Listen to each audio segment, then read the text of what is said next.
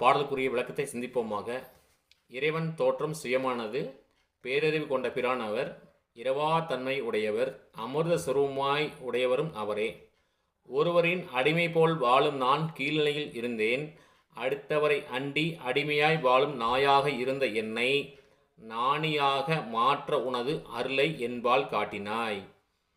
நாயானது எஜமான் ஒரு காரியம் செய்ய பழக்கினால் நாயும் அதை பழகி தேர்ந்து நிற்பது போல உம்மால் அருளப்பட்ட நான் இன்று அறிவாளியா அறிஞனா அல்லவா என்பது எனக்கு புரியவில்லை.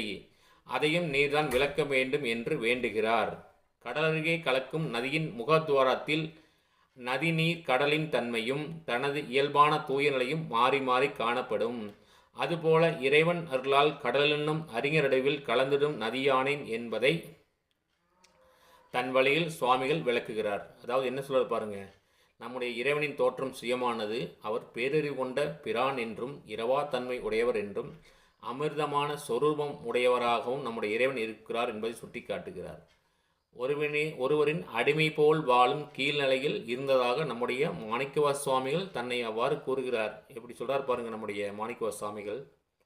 அடுத்தவரை அண்டி அடிமையாய் வாழும் நாயாக இருந்த என்னை ஞானியாக மாற்ற உனது அருளை என்பால் காட்டினாய். இங்கே தான் நம்ம நன்றாக கவனிக்க வேண்டும்.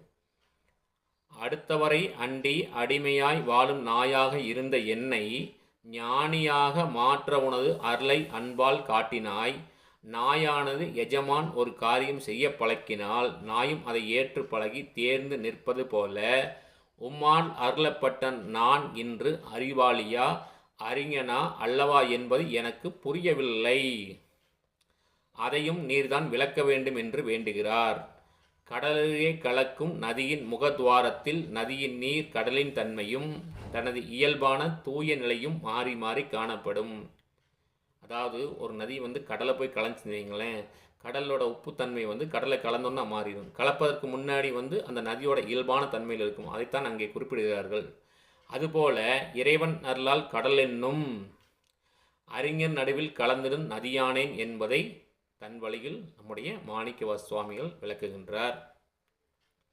நண்பர்களை நாம் தொடர்ந்து திருவாசகத்தில் அவனருளாலே அவன்தாள் வணங்கி இறைவனுடைய திருவார்த்தைகள் அனுதினமும் கேட்டு வாழ்வில் எல்லா வளமும் பெறுவோம் என்று சொல்லி இன்று முதல் இன்றைய தினத்துடன் கைமாறு கொடுத்தல் பகுதி நிறைவு பெறுகிறது. மீண்டும் நாளை தினம் அனுபோக சுக்தி என்ற புதிய பகுதி ஆரம்பமாக இருக்கிறது.